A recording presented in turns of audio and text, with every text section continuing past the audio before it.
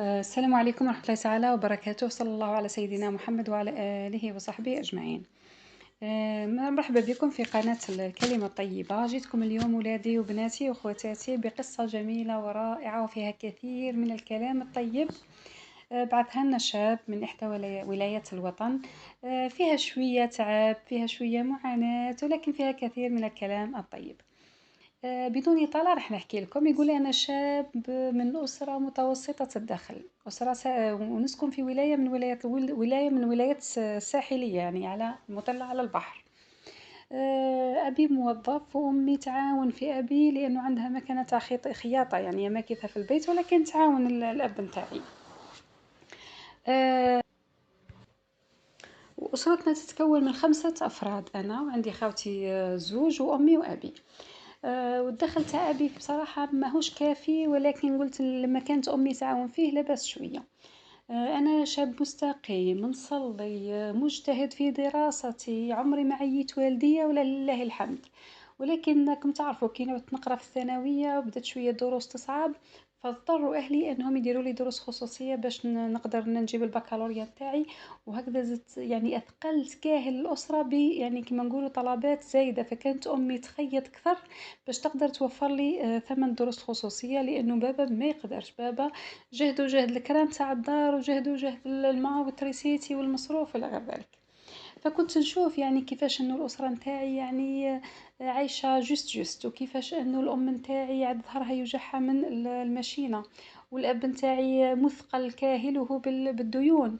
ولكن هذا كان يعطيني اصرار باش نزيد نقرا ونستنى وقتاش نتخرج. والحلم نتاعي هو اني نعاون الاهل نتاعي ونسكن في دار خير. وامي نقول لها متمني اني نهار ندخل الدار ونقول لها يا امي خلاص ما تزيديش تخيطي للناس في المشينه، خلاص توقفي على الخياطة. أمنيتي إني في يوم من الأيام نجيب مبلغ محترم نمدو لبابا نقول له هاك يا بابا، خلص الديون تاعك. المهم وفعلا ديت البكالوريا ودخلت الجامعة، وكنت مجتهد ونحاول قدر الإمكان أني نكون مع الأوائل ولله الحمد حتى تخرجت. نهار اللي تخرجت طبعا كنت في قمة السعادة والفرح، وبدأت رحلة البحث عن العمل. كنت نتوقع أن غير نتخرج نلقى العمل يستنى فيا، ولكن للأسف الشديد لا يوجد عمل. فاتت أشهر، من بعد فات عام واثنين، وبدا يتسرب لي اليأس لما نشوف روحي تخرجت ولا الدنيا زادت تغلات، وأنا مانيش قادر نعاون الأب نتاعي ومانيش قادر نعاون الأم نتاعي. وبقيت راني نحوس في الانترنت، نوصي في صحابي، أبدا لا يوجد عمل، لا في الولاية اللي أنا فيها ولا حتى في ولاية أخرى من ولايات الوطن. آه، مرة يعني الإحساس هذا كان تاع اليأس بدأ يتسرب لي. وقاعد في يوم من الأيام هكذا نقلب في الإنترنت في البورتابل نتاعي، خرج قدامي فيديو هكذا تاع حرقة، وتسربت لي فكرة الحرقة هي الذهاب إلى أوروبا بطريقة غير شرعية. سربت لي هذه الفكرة وبديت نبحث عليها، وبديت نشوف الناس اللي حرقوا ونجحوا، وبديت نسقسي كيفاش الناس تحرق، وبدات هذه الفكرة تسيطر عليا شيئا في شيئا. لما دخلت في هذا الموضوع وانا نحوس بزاف، لقيت باللي مبلغ باش نحرق يليق اولا لابد يكون عندي مبلغ طائل، لانه ثمن تاع اللي نعطوه نمدوه لهذا صاحب الباخرة اللي وصلنا هو مبلغ كبير بزاف. انا ما عنديش هذا المبلغ. يا ربي كيفاش نحرك كيفاش نجيب هذا المبلغ، يعني ملايين، مبلغ ضخم جدا. انا منين نجيب هذا المبلغ؟ وانا نفكر هكذاك وانا نخمم، وخاصة كي نقعد وحدي في الشنبرة ويبدا بليسي يوسوس لي يقول لي هي دوك تروح لفرنسا، ولا تروح لإيطاليا، ولا تروح لإسبانيا، ولا لأي دولة أوروبية وتلقى خدمة بسهولة، وتلقى أبواب الجنة مفتوحة، وتجيب سيارة فاخرة، وتجي تخرج أمك من هذه الغرقة وتخرج باباك وتجيب. وبدا يزين لي إبليس في الفكرة متاع الحرقة. ولكن يبقى لي المشكل هو منين نجيب المبلغ المالي. في مرة من المرات بدا إبليس يوسوس لي ويقول لي الوالدة نتاعك عندها ذهب، لأنه أمك دائما، أنا أمي دايما الشمبرة نتاعها محلولة، والخزانة نتاعها جامي تغلقها، دايما مفتاح فيها ودايما محلولة، والكوفر نتاعها تاني مش مخبيته وحطاته برك في الخزانة. علاه؟ لأننا أسرة مستقيمة وما عندناش مشاكل، وبالتالي علاش تخبي؟ فسبحان الله قلت إيه صح والله، أمي عندها بزاف ذهب، يعني الكوفر هذاك مليان ذهب. وكيفاش دوكا لو كان نقول لأمي يعني تعطيني ذهبها ونروح نحرق راح تقبل؟ أنا نظن ما تقبلش، وبليس قال لي لا لا ما تقولش لأمك، لو كان تقول لأمك أعطيني الذهب نتاعك باش نحرق به أكيد ما راحش تقبل. وعلاش ما تقبلش؟ ماشي لأنها بخلاتك ما تقبلش، لأنها خايفة عليك. وإذا نتايا سقسيتها وهي رفضت راح تخبي الذهب هذا، وبالتالي هذه الفكرة تولي مستحيلة بالنسبة ليك. يا ربي كيفاش كيما نقولهاش صافي نسرق انا نسرق؟ لا لا لا مستحيل انا نسرق، مستحيل. انا اللي نصلي في الجامع حتى الفجر نصلي في الجامع، انا اللي داير ورد قراني يوميا نروح نسرق؟ لا لا لا مستحيل، من سابع المستحيلات. واصبحت الفكره تراودني، وانا كل ما تجيني الفكره اعوذ بالله من الشيطان الرجيم تزيد تعاود تجيني، اعوذ بالله من الشيطان الرجيم تعاود تجيني. وما عرفتش كيفاش ندير. في يوم ما قلت يلا نروح نجسد نبض الام نتاعي ونشوف هل تمد لي ولا ما تمدليش. رحت ليما قعدت نكسر معاها، يما والله يا بني شوفي روحي شفتي عندي عامين متخرج وما لقيتش خدمه. قالت له معليش يا وليدي انت راك كيما الشباب الكل، ربي ورحمته بالعقل، واكيد يجي نهار وين ربي يفرج عليك. انت المهم تخرجت والمهم عندك الشهاده نتاعك هذه ديجا راه انتصار، وتبقى الوظيفه بربي ان شاء الله راك تلقى. وقاعده تقول لي في هذا الكلام اللي دائما نسمع فيه واللي ما فيه حتى فايده في الحقيقه. ومن بعد قلت لها على بالك عندي واحد، طبعا انا الفت القصه، ما عندي لا واحد من صحابي لا لا، الفت لها قصه. قلت لها على بالك نعرف واحد حرق وعطاتو امه الذهب نتاعها باعو وحرق، وراه لاباس عليه وراه قريب يجي ويعوض امه. قالت له وشي كاينه ام تمد ذهبها لولدها باش يحرق؟ على هذه مهبوله ولا في عقلها؟ علاه يما؟ قالها واش فيها؟ كيفاه واش فيها؟ كيفاه وليدي واش فيها تمد لولدها باش يروح يقمر بحياته يا بني؟ قالت له الحرقه هي عباره، انا قالت له نشوف فيها قمار. شت قالت له كي يروح الواحد للطايخ القمار حرام؟ قالت له هي حرام امي بصح. قالت له يا اخي الواحد كي يروح للطاوله تاع القمار واش يحط دراهم، ممكن تتضاعف وممكن تروح، وربي محرم القمار. هذا ما راحش يحط هذا راح يحط روحه، قد يصل وقد لا يصل. قالت له كيفاش؟ انا قالت له بصراحه انا مانيش نفتي بصح انا نشوف فيها حرام بصراحه. وانا راني يعني ضد اي امراه تعاون بنها باش يخرج بطريقه غير، يا سيدي بطريقه شرعيه معقوله، لكن بطريقه غير شرعيه وممكن يموت في البحر. لا لا وليدي هذه باش نقول لك يعني ربي يهديها وخلاص والحمد لله. قالت له انه وصل سلامات، لكن انا ضد هذا الفكره وبالك لا تكون راك تفكر فيها. لا لا لا قالها يما انا قلت لك برك هذا مكان. وهنا عرف بلي امه راهي ضد الفكره ومستحيل تعطيه الذهب نتاعها.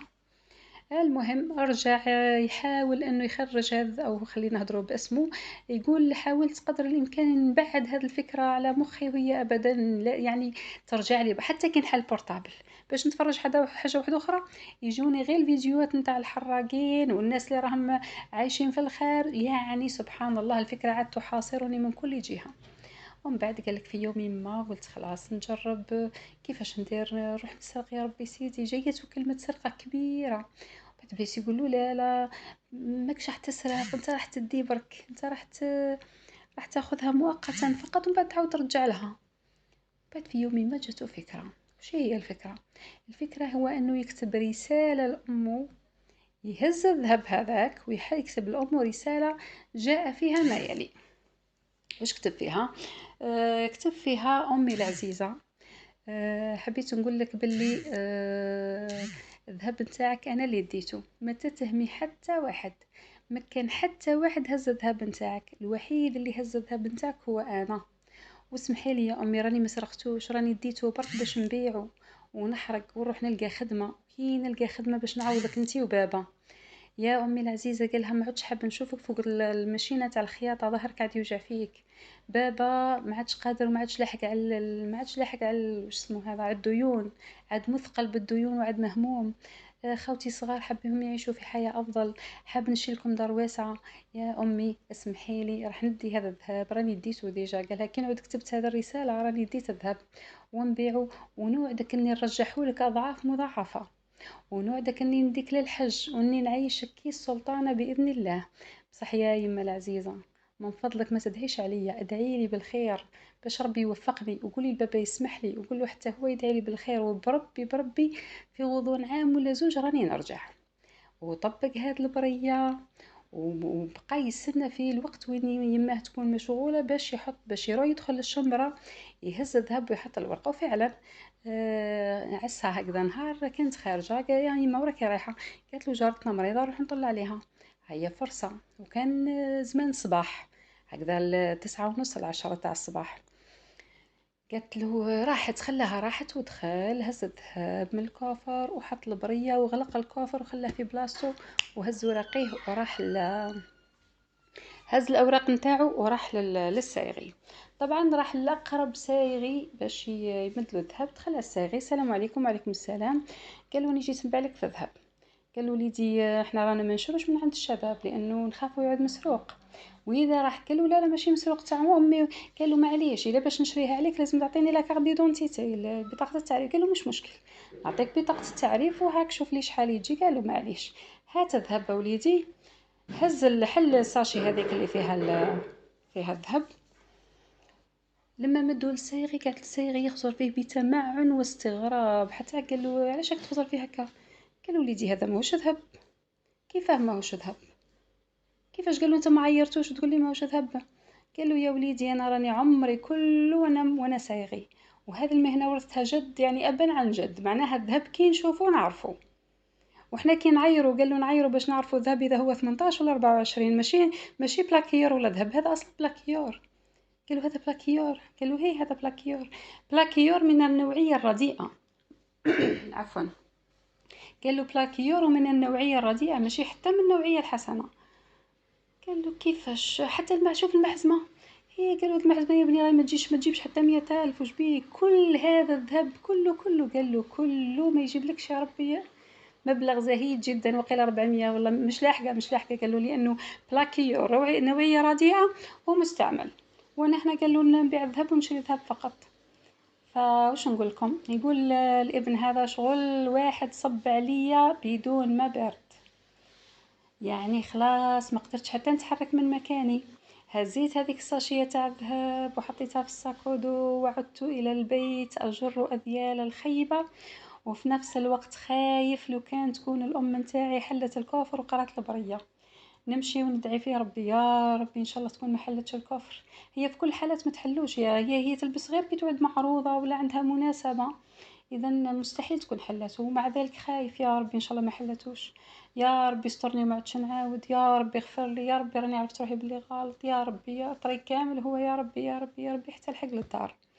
كي لحق لقى الام تاعو في المطبخ. امي يعني جيت واش راكي صافا امي؟ قالت له لاباس وليدي الحمد لله. كي جاوباتو عادي قالك خلاص اكيد راهي ما شافتش الورقه والحمد لله. دخل الشمبره نتاعها هز هذاك الذهب حط الكوفر، باش حط الذهب في الكوفر جاي يشوف البرية ما لقاهاش. لما شاف انه الكوفر فارغ وحط في هذاك الذهب وما لقاش البرية حس بواحد الاحساس فظيع، يا ربي شكون اللي هز البرية. من بعد حط الكوفر في بلاصتو جاي تلفت لقى امه واقفه عند الباب تاع الشمبره وهازه في يدها البريه. خزرت فيه قالت له وليدي تحوس على هاد الورقه. خزر فيها ما قدرش يهز عينيه فيها، قال ما قدرتش نرفد عينيا في امي قاعد نخسر في الارض ما قدرتش نشوف فيها. قالت له ها وليدي كيفاش؟ قالت له شكون تتحوس دير تحوس تحرق؟ قال لها يا يما سمحيلي انا ما قدرش حتى يهضر. المهم راه يقول باللي مع الكلمات ذهبت من راسي راحت من لساني ما قدرت نقول حتى كلمه. قالت له نقول لك حاجه وليدي، قالت له انا بكري كل ما نجي نلبس هذاك الذهب باش نزين به لما يكون عندي مناسبه وانا نلبس فيه وانا فرحانه ونقول يا ربي ان شاء الله هذا الذهب من بعد هو مجرد بلاكيور ان شاء الله منه يعني ان شاء الله ربي يعوضني ونديرو ذهب حقيقي يكون عنده مجوهرات حقيقيه وذهب حقيقي. بصح قلت له اليوم كي حليت الكوفر ولقيت البريه وقريتها قلت له يا ربي الحمد لله انه بلاكيور ماهوش ذهب، الحمد لله يا ربي انه بلاكيور ماهوش ذهب، الحمد لله يا ربي انه بلاكيور ومن نوعيه رديئه وماهوش ذهب. قال لك امي تكرر فيها الكلمه وانا نكرر فيها في قلبي نقول يا الحمد لله انه بلاكيور ماشي ذهب، الحمد لله انه بلاكيور ماشي ذهب. ومن بعد قال ما عرفتش واش ندير، رحت نجري لامي تحضنتها وبست لها يدها يا يما سمحيلي يا امي والله غير كان الغرض نتاعي اني نخرجكم من هذه المعيشه، كان الغرض نتاعي برك. قالت له هي وليدي انا عارفه بلي نواياك حسنه، انا على بالي بلي راك تحوس تعاوننا وتحوس تعاون بابك على بالي. بصح قالت له عمرها الباب الحرام عمره ما يوصل للحلال، عمره طريق الحرام ما يوصل للحلال. اذا تحوس دير حاجه حلال لازم تبدا من البدايه، يعني من الباب من الدخله يكون حلال. الحلال يا وليدي يوصل للحلال والحرام يوصل للحرام، وما بني على باطل فهو باطل. المفروض راك تصلي وراك تقرا القرآن وما تغلطش غلطة كيما هذه. وبدا يبكي، قالت له وليدي مسامحاتك. طبعا هاد الحكاية جميلة ورائعة، وإن شاء الله ربي يهدي كل شاب ويوفقه إنه يلقى عمل صالح. في الفيديو الجاي إن شاء الله بإذن الله راح نحكي لكم حكاية راح تكون أو قصة رائعة وجميلة. راح تكون هذه القصة هذه هدية لهذا الشاب ولكل الشباب إن شاء الله، وربي يوفق الجميع. وإن شاء الله اليوم راهو خير من يامس وغدوة خير من اليوم، والسلام عليكم ورحمة الله تعالى وبركاته.